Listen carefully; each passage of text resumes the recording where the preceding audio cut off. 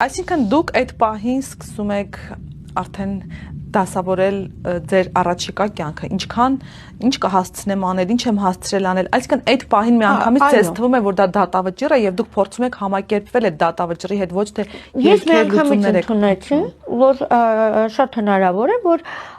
օպերացիայից հետո ես շատ կարճ ապրեմ։ Կամ մինչև օպերացիա չգնամ, օպերացիան էլ չապրեմ։ Միանգամից ինձ ընդունեցի, որ լավ ընդունիր, ինչ կա, սա է։ Պետքա հիմա ուղղակի պետք է մտածես, այնպես անես ռացիոնալ, առաջինը մոտ միացավ ռացիոնալիզմը, որպեսզի իմ երեխան, իմ եղբայրները, իմ հարազատները, դե կինը միշտ առաջինը իրան հետ է